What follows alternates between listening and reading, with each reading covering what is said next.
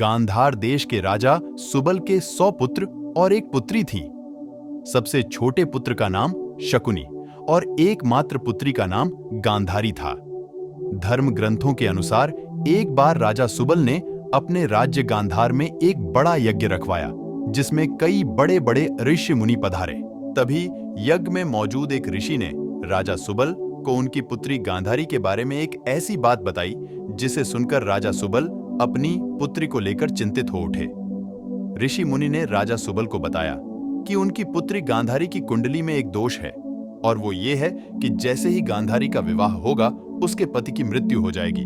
अब इस बात से चिंतित राजा सुबल ने एक उपाय निकाला।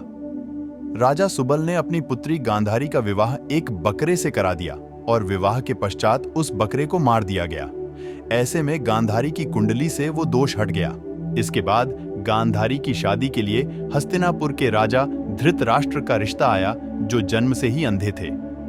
जब शकुनी को धृतराष्ट्र के अंधे होने का पता चला तो उसे यह बात जरा भी पसंद नहीं आई। शकुनी का मत था कि धृतराष्ट्र अंधे हैं और उनका सारा राजपाट तो उनके भाई पांडु ही देखते हैं। शकुनी ने अपना मत दिया, पर होनी को कौन टाल सकता है। गांधारी का विवाह धृतराष्ट्र से हुआ और वो हस्तिनापुर आ गईं।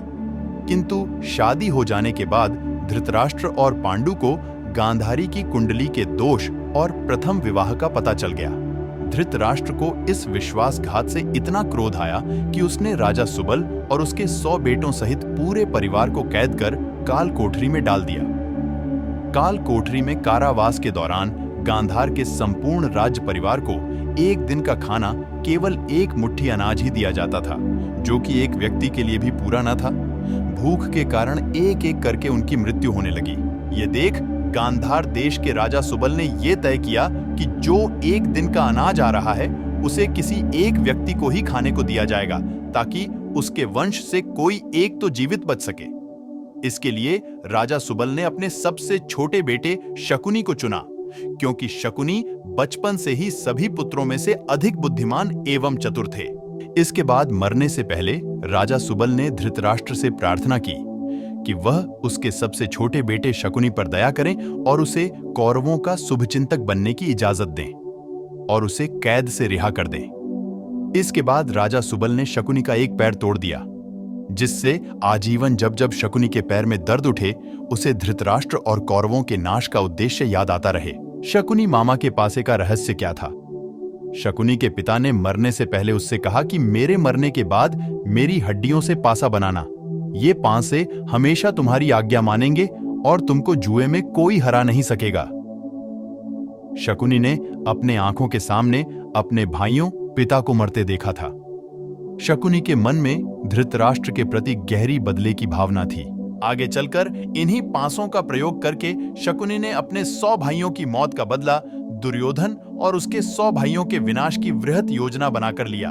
शकुनी की मृत्यु किसने की? महाभारत का युद्ध 18 दिनों तक चला था। युद्ध के आखिरी 18वें दिन शकुनी मामा का वध हुआ था।